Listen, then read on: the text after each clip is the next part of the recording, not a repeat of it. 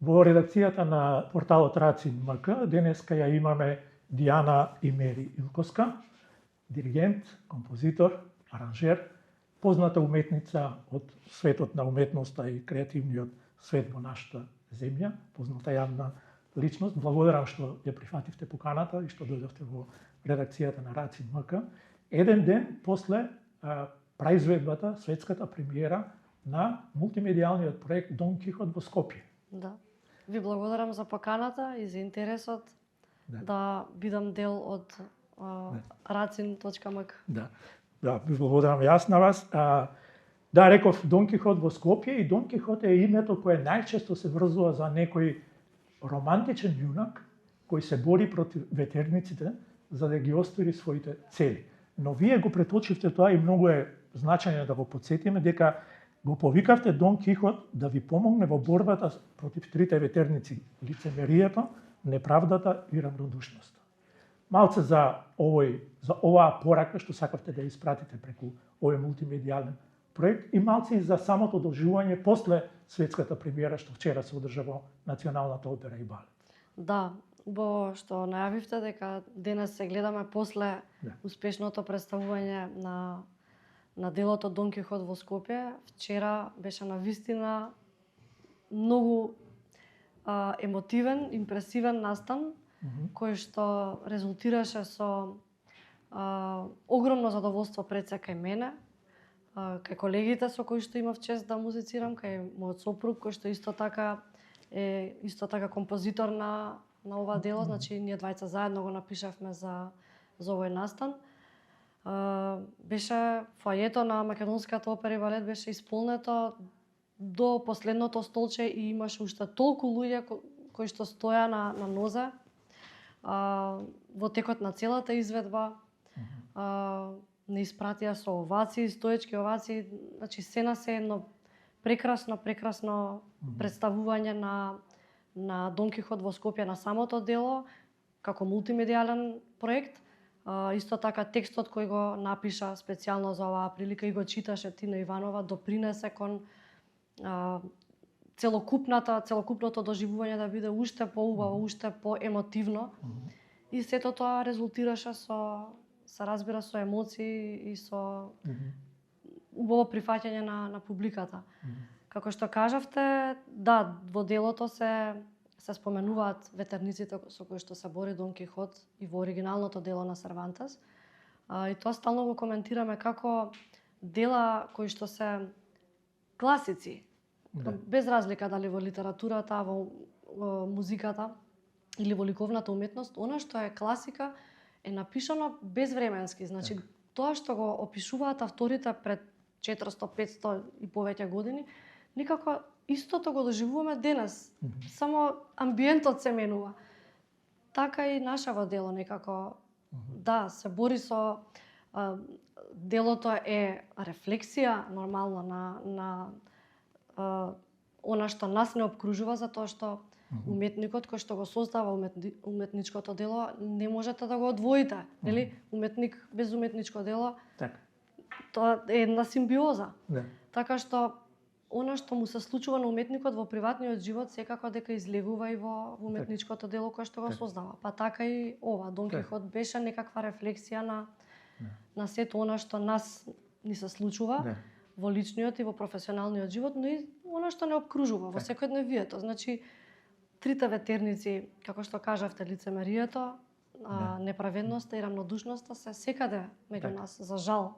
Во секоја сфера од нашето живење, од нашето општество, од системот во кој што живееме и работиме и твориме, но Дон Кихот сепак се изборува и тоа е пораката што ја носи ова дело, дека Дон Кихот успева да се избори на крај со ветерниците,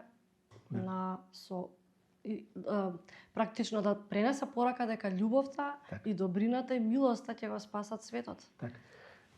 Се гледа уште емоцијата од вас кога зборовите, уште се силни импресиите од премиерата од сношти, од вчера и во истовремено тоа вели дека, и како што кажувате и вие, тоа дело некако произлезе од вас, од самите вас, од тоа што ви се случуваше во изминатиот период. И тоа на некој начин, можам да кажам, имаше причина зошто ви се случуваше сето тоа. Така. Во најмала рака за да произлезе делото Дон Кихот во Скопје. Она што го доживевте, да бидеме поконкретни во однос на нашите гледачи, следбеници на порталот Рацин, да објасниме дека вие ја имавте вашата битка со ветерниците во Македонската филхармонија. Така е. Јас ја имав битката и се уште ја имам. Свесно одбирам да ја насочам мислата дека се што се случи и што се случува оди во моја корист, во мене позитивно ми влијае. Да не се случеше тоа, можеби и ова дело немаше вака да излезе како што излезе. Така што она што го доживеав на почетокот на годинава и Рацин и го пренесе моето отворено писмо до јавноста за отказот кој што го доби во филхармонија. Да, на еден начин е некоја моја животна борба, во која што морам да признам дека нема победник, сите сме губитници, затоа што јас барем така мислам, да си дозволи една институција, раководителна институција и цел сектор на раководство, дали знаеме кои се секторите кои што го сочинуваат едно раководство на една институција и управен одбор, нели, да си дозволите да изгубите во денешно време работник, да го оставите на улица, работник, уметник, самостоен уметник кој што сака пред се да напредува во кариерата, не во кариерата, него во музичкиот свет да напредува самостојно, а со тоа и допринесува и самата институција да напредува заедно со него, затоа што јас додека бев таму вработана, ја обогатив филхармонија духовно. Можеби не не материјално, туку можеби тие степени на обогатување и тие сегменти на обогатување се широк поим, меѓутоа како уметник кој што работел таму, можам со гордост да кажам дека сум ги полнела салите на филхармонија до последното место. Сум напишала дузина аранжмани кои што се останати во архивата на филхармонија, така што да си дозволите како институција да изгубите таков работник, мислам дека е од огромна загуба, а секако губам и јас како уметник кој што остана без екзистенција, остана на улица. Тоа е навистина важно прашање, личната екзистенција. Меѓутоа, јас ќе тргнам од тоа дека и ќе преземам на себе да кажам, бидејќи гледам дека сте скромна и се воздржувате да кажете што вие правите всушност и за филхармонијата тука во Македонија и за музичката уметност во Македонија, но и за она што го правите и пошто ве препознава светот. Вам ви беа затворени вратите заради една банална причина, заради непродолжување на договорот за времено вработување, односно кој требаше да се трансформира во трајно вработување, и ви ги затворија вратите вам, на уметницата, на која светот и ги отвори ширум вратите на било кој меридијан во светот. Од Грузија до Франција, до не знам каде да не ги наредиме сите концертни сали, земји каде што вие имате отворени врати и каде што настапувате. Какво е тоа чувство со кое вие се соочувате во една таква ситуација? Рековте дека со љубов и со истрајност ќе го совладате сето тоа. Да, се разбира дека се трудам да најдам максимално разбирање и емпатија за сето тоа што се случува, но моментот што го споменувате со забраната за влез, како и за бришењето на мојот уметнички профил од официјалната веб страна на филхармонија. Значи, на таа веб страна, да ми извините, се уште стојат профилите на починати диригенти и уметници, а мојот профил беше избришан како жив, здрав, млад уметник, кој што дал допринес во таа институција, огромен допринес. Не ми беше воопшто пријатно. Да си го најдете вашето име и презиме осамнато на едно жолто бедно ливче, на кое што пишува дека забранете влезот, освен со специјална дозвола на специјално лице. Каде што до вчера работев и соработував, имав убава соработка со сите колеги. Не ми беше воопшто пријатно. Се почувствував бедно, мизерно. Не јас, него целата ситуација. Долно, мислам, многу непријатно, баш бедно. Да, но тоа не ве совлада. Но вие продолживте, создавате дела, се разбира. Работите. Знаете како, од друга страна пак колку и во моментот да се почувствував неубаво, недостоинствено, од друга страна па ми олесна. Од кој аспект?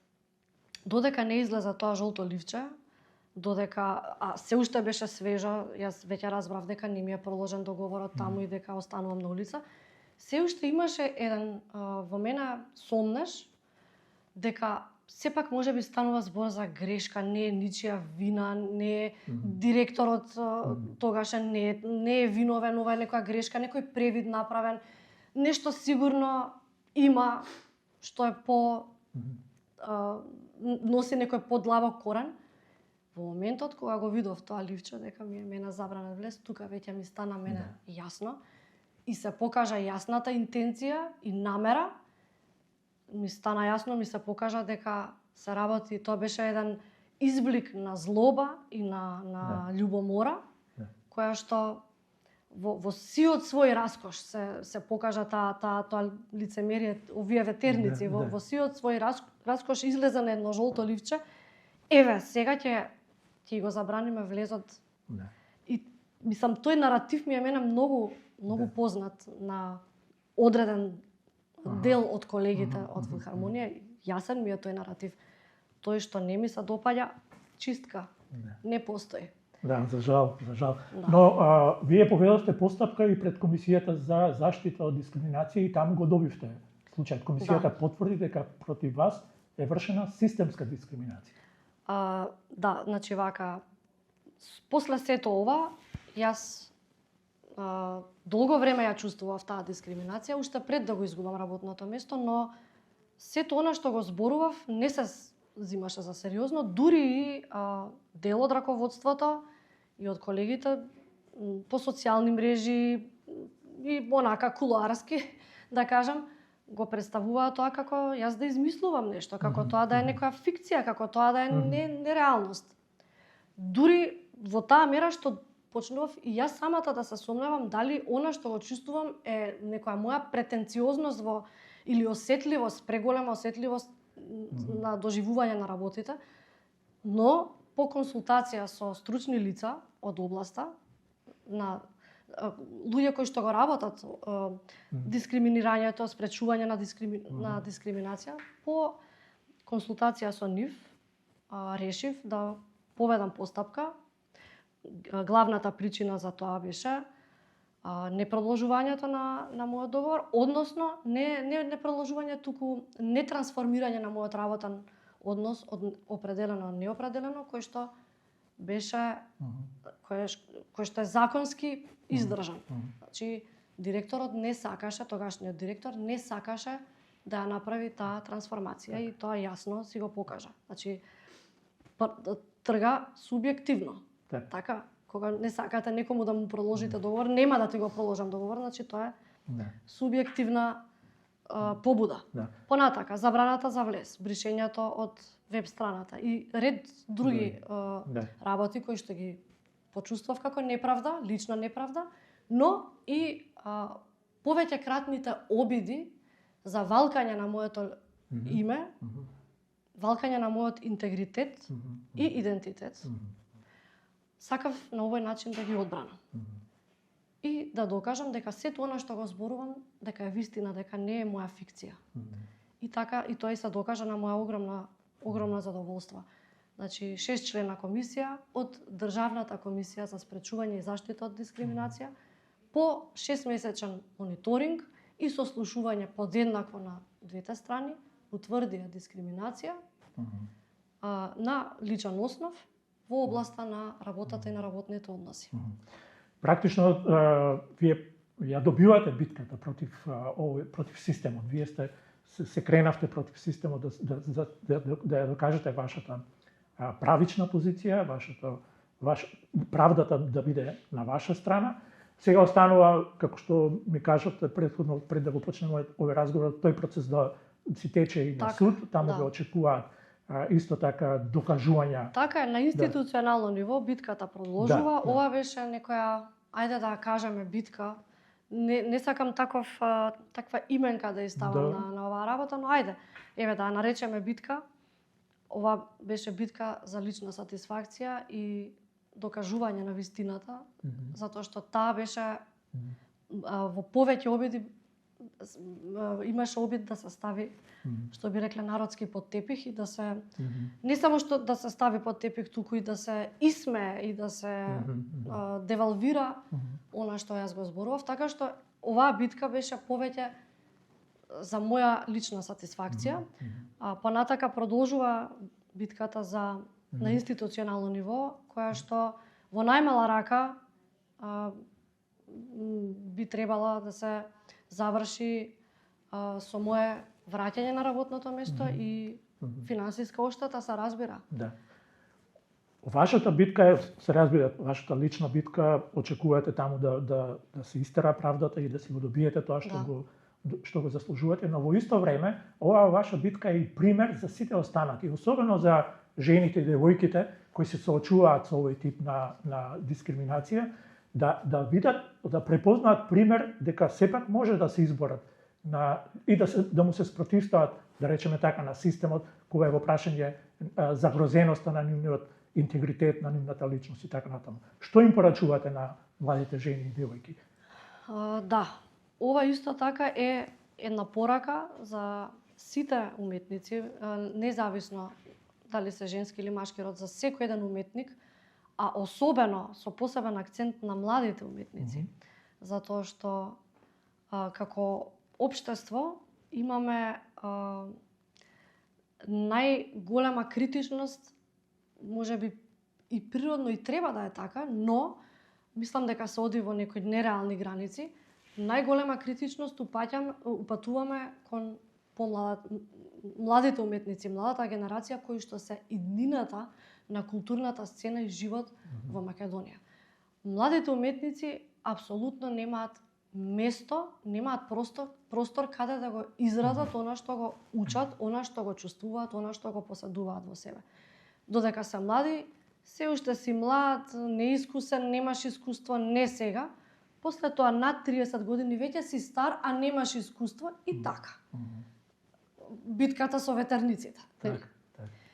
А ние постојано како некои алхемичари сакаме да се издигнеме на тоа и да извлечеме некоја полка. А пораката пред се што сакам да ја упатам и на младите диригентки, но и композиторки и младите уметници, општо на сите уметници што сакам да им ја упатам, да. Е тоа видете, јас ова го започнав и решив да го терам до крај лично. Да. Ова е моја борба. Да. Но ако некој успее да извлече забелешка или поука од сето ова, тогаш јас сум не знам, повеќе од среќна. Но исто така е порака и за оние кои што ќе решат да застанат на функција, да знаат дека функцијата носи пред се морална, човечка одговорност. Вие си играте со човекови права.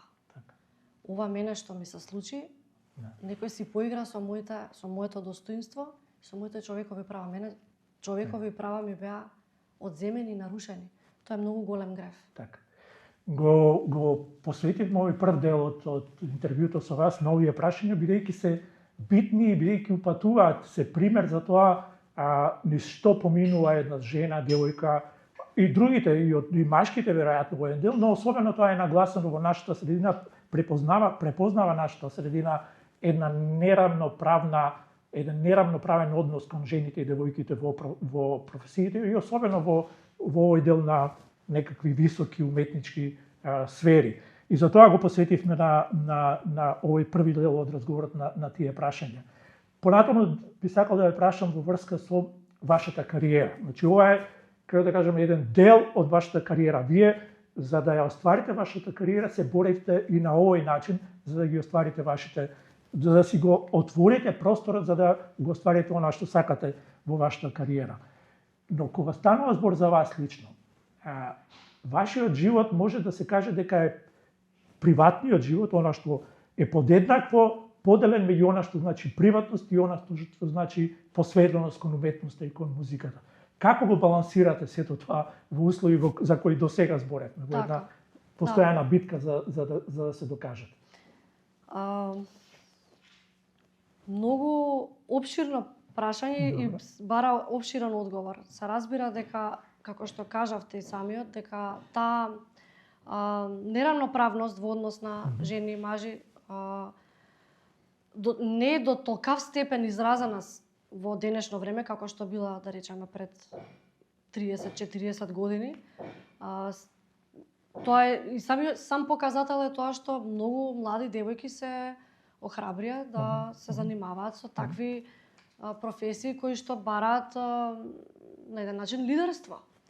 Како менталитет, можеби да, постои тоа меѓу нас како народ се уште, дека жена не е родена да биде лидер, но тука сме за да ги кршиме стереотипите.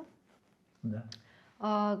На таков начин и целата моја животна приказна во поглед на професијата се движеше со тој некој лајт мотив да се кршат стереотипи. Во поглед на кариера, ајде да не го наречеме кариера, зашто кариера е сепак својствено за луѓе кои што уметници кои што не знам, имаат 100-200 концерти годишно. Јас не сакам да сум нескромна, но сепак да бидеме реални. Јас сум уметник кој што настапува и тука и во странство, но сепак тоа е далеку во помали количини од оние уметници кои што се светски докажани и сето тоа, но она што ме води, мислата водилка, ми е мене музиката и уметноста која што работи во мене. Тоа е како крвта што тече во моите вени, така музиката тече во моите вени. Така што тоа што го носам во себе нема никогаш да дозволам и не сум ни дозволувала и студентка кога сум била да некој да ме укалапи во некое малечко кибритче, кутивче од кибрит. Ти си тука затоа што си жена или затоа што си ниска или затоа што си ваква или затоа што си не знам каква личноста ти е ваква. Не сум дозволувала и нема да дозволам. Се што било препрека на ваков или онаков начин во поголема или во помала мера, јас сум тука која што верува во своите потенцијали, во љубовта која што ја чувствува за музиката и она што онака најдлабоко до најмала, најситна клетка во телото, она што ми го кажува, јас сум тука да се борам за да го остварам тоа. Си го должам тоа на себе, го должам на талентот кој што го носам во себе, го должам тоа на образованието кое што го години потрошив.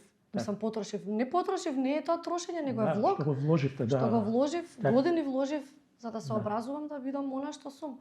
Така што тука сум да ги кршам стереотипите и јас и секој еден кој што ќе се најде во ваква некоја или приближно слична ситуација. Но кога вие говорите за лидерство и за преземање на лидерство во сферата на музиката, во сферата каде што вие делувате, тоа не е само резултат на вашата лична амбиција. Тоа е резултат на признанијата што ви се упатуваат во однос на вашето творештво, во однос на тоа на вашите капацитети и таленти како диригент, во однос на вашите композиторски дела, во однос на вашите аранжмани што ги правите и така натаму, каде што да речеме една од квалитетите кои ги истакнувате, вашиот иновативен пристап во однос на овие работи. Тоа ли е тоа што ве движи во иновативноста, да откривате, да истражувате, да ги поместувате границите? Секогаш. За да се оди напред, секако мора да се гледа колку што можеме секој со своите капацитети, нели? Да се гледа напред што е она што е атрактивно што е тоа што во моментот буди кај луѓето, кај пошироката јавност, не само за влюбениците во класичната музика. Музиката е за секого, на секому му припаѓа. Се разбира дека современите трендови треба да се следат. Самата и јас како личност сум таква да истражувам постојано. Не се задоволувам со нешто што окей, ова е базата и тука ќе стојам. Секогаш сакам следниот пат еден чекор погоре да одам, така што да, и тоа е некоја движечка сила која што секако дека ќе вроди со плод ако За да го подкрепиме ова, јас ќе ве замолам, вие ми кажавте, но еве, сметам дека тоа битно да го кажеме.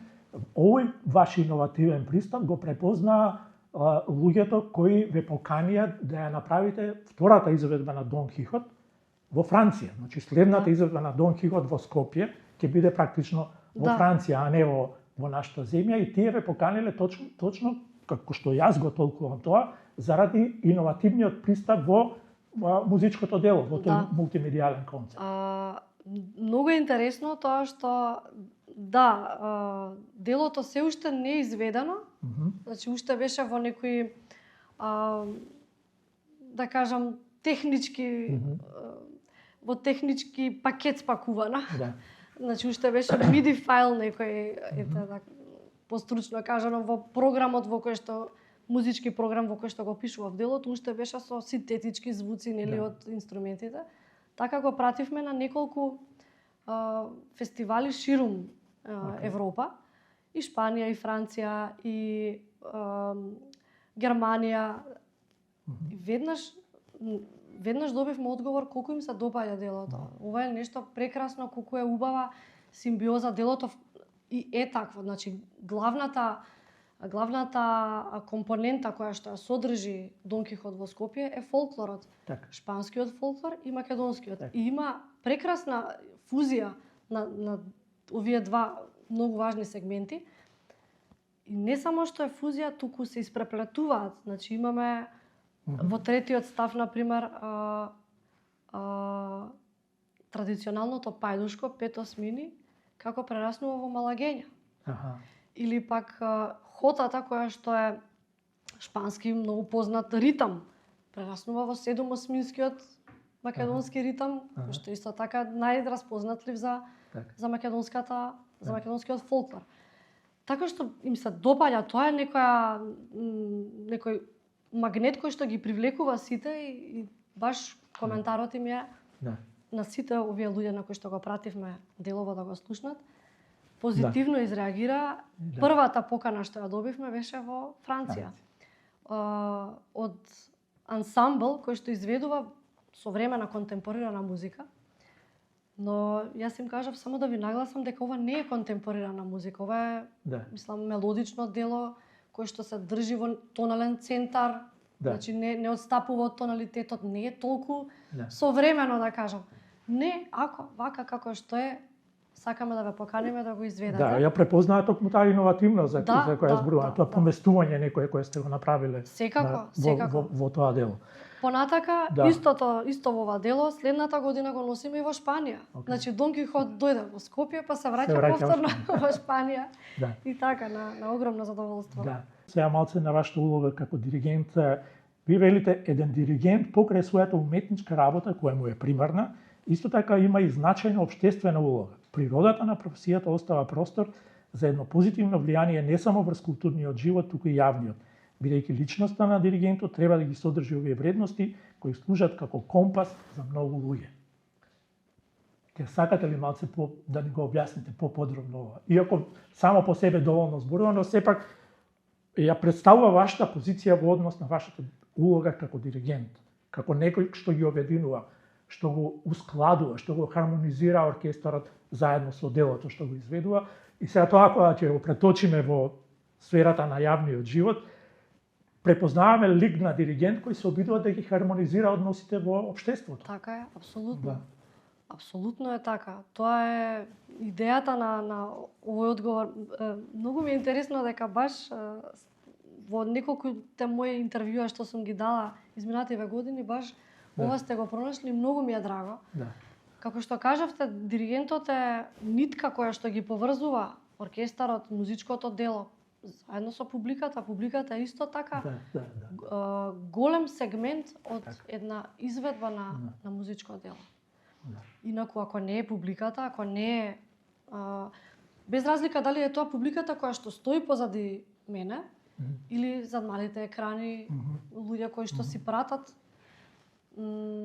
ако не е публиката, тогаш ние ќе свириме вака во една просторија сами за себе и тука ќе заврши, нели, целиот процес, но не е така. Многу е, публиката е дел од целиот тој изведувачки процес. А е сега диригентот како една фигура која што ги поврзува сите компоненти, е и во јавниот живот, во општеството е истата таа фигура која што треба на тој начин да пренесе својата работа, она што си го носи во себе, она што го работи со оркестарот во неговата професија, да го пренесе и во општеството. Например, зошто да не се размислува на ваков начин еден диригент, колку должи, не должи, туку носи одговорност да го пренесе она што може да го пренесе на помладата генерација. На дечиња кои што се уште музиката е за нив една доста ограничена, да кажеме, еден доста ограничен круг во кој што растат, зашто да не им го пренесе на начин на кој што ќе им биде сепак забавен на децата, по пат на некоја работилница, да ги оплемени, да им го пренесе животот, да речеме, на некој композитор кој што пред 200-300 години и тој бил дете како нив, па може би ќе побуди кај некој детенце силна емоција и ќе го охрабри токму тоа детенце да се најде во музичкиот свет. Па може би од него ќе излезе некој гениален Моцарт, гениален Бетовен, кој што ќе пишува музика, кој што ќе биде изведувач. Значи, тоа е еден од аспектите кои вие ги носите во себе и сакате да ги пренесете како диригент во однос на вашата професија. Дали во вашата, ќе наречам, мисија, си имате поставена задача да ја ширите популарноста кон жените и девојките да ја прифатат професијата диригент како нешто во некоја нивна животна определба? Да бидам искрена, не сум го сватила тоа како мисија некоја. Јас одлучив да се занимавам со оваа професија затоа што мене би беше тоа огромна љубов. Значи, започнав на студии како теоретичар. Значи, ја изучував музиката теоретски. Како се пишува едно дело, што значи форма, што значи хармонија, што значи полифонија. Како тоа да се, нели, секој сегмент од музиката, теоретскиот пристап. Со самото тоа, ми се разбуди желба, жар во мене, да му пристапам на тоа, на теоретскиот пристап, да му пристапам од една друга позиција, тоа е изведувачката. Па така некако во диригентските води, изучувајќи ги сите тие партитури, почувствував потреба да остварам таа, како да објаснам, енормно голема енергија и наплив на љубов, на страст, да ја остварам на ваков начин, па понатака се запишав. Открите во вас порив да им дадете на тие дела свое читање, свое прочитување и да го пренесете на публика. Да. Океј. Да привршиме со овој разговор, исклучително моје задоволство. Освен оваа лична битка што ја имате со претходното раководство на Филхармонија, што можеме да очекуваме на музички план понатаму? На музички план, интересно е тоа што во Македонија, во Скопје, во Македонија општо, на агендата немам ништо и се чини дека нема ни да имам во скоро време. Веројатно од истиве овие поводи. Тоа како да прачам, причините се исто, немате можност да делувате музички, да ве поканат, да, значи, јас и оваа соработка што беше за со вчерашната премиера на Дон Кихот беше со мојот камерен оркестар, со кој што веќе соработувам повеќе од 10 на 11 години. Но тоа е оркестар кој што се собира еднаш до 2 пати годишно, поради тоа што нема финансии. Ние сме независно тело, уметничко тело, независимо од институција, од здружение, од менаџерска куќа. Ние сме самостојно тело кое што се пробива буквално на секаков можен начин, колку што можеме и не можеме на музичката сцена, поради немање финансии. А кога станува збор за музичките куќи, кои што се само две, за жал, во Македонија, тоа се Македонската филхармонија и Македонската опера и балет, за мене нема место. И се чини нема да има уште па така, долго време, од истите побуди. Мојот професор, еве, убава, мислам, би сакала да направам едно поврзување. Кога ме прашувате дали имате некоја порака за жените, мене најголемите пораки и поуки ми ги даде мојот професор кој што е маж. И беше на сцената малтане од дете. Тој од 22 години беше на сцена активен диригент. А тоа е? Саша Николовски Ѓумар. На мојот прв настап со Македонска филхармонија, тогаш бев студент во втора година. Ништо не знаев. Диригирав увертирот Бетовен Кориолан. И после концертот, честитки сите, прекрасно беше, фантастична рака, супер се. И мојот професор вака застана во едно ќоше, гледа и јас на кај него, викам, професоре, што е? Не беше нешто во ред, кажете ми забелешка. Не, супер беше, срца моја, се беше одлично. Браво, ме направи многу горд вечерва, ама и многу тажен. Викам, зошто? Затоа што вечер, ќе ти го кажам она што мојот татко вика ми го кажа кога прв пат излегов на сцена.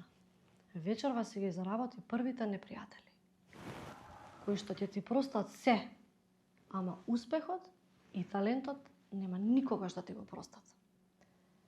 Ја во моментот не знав што да одговорам, само се прегрнавме и тоа беше се. Од денешна перспектива стана јасно.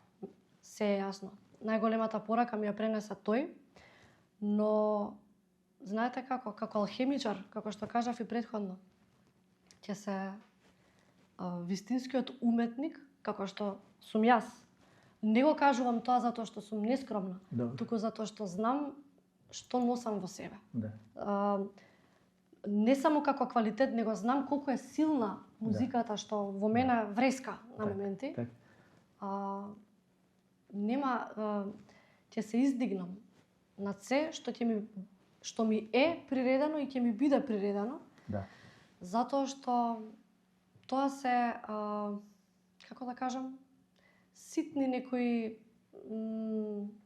изблици на злоба кај мали луѓе, а ги има. Тоа се една така групација и точно знаат кои се, ако го гледаат ова интервју, а верувам дека ќе го гледаат, зашто ме пратат и сите сториња на Инстаграм и на Фейсбук што ќе ги ставам, ги гледаат, будно следат, така што верувам дека и ова ќе го следат, точно ќе се препознаат, знаат они кои се. Тоа се една групација на луѓе кои што, за жал, не се допрени од Господ, онака како што треба да се допрени, и се чувствуваат, сочувствувам со нив, се чувствуваат многу ограничено во тој поглед и сакаат на некој начин да спречат еден уметник кој што сака да расшири крила и да полета. Салиери и Моцарт синдромот? Апсолутно, секогаш. Јас ми е жал за тие луѓе, искрено, но тука сум да им пркосам со убавина и со креација. Ви благодарам многу за разговорот. Многу ми е жал што мораме да го завршиме. Ви благодарам за поканата. Ми беше чест да разговарам со вас како исклучителен новинар кој што ја пратам вашата работа од малечка. Ми беше чест да разговарам со вас и благодарам што ме поканивте да бидам дел од сето ова. Благодарам уште еднаш.